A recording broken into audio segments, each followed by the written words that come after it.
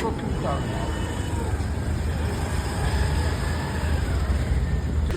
Clean था। तो अभी हम आ गए यहाँ पे चौक बैराकपुर में चौक का अठारिया।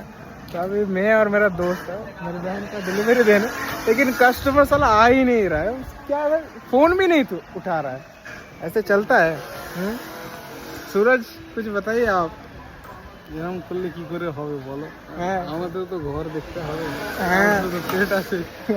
हम लोग का भी पेट है, देखना पड़ेगा। कहाँ है कस्टमर?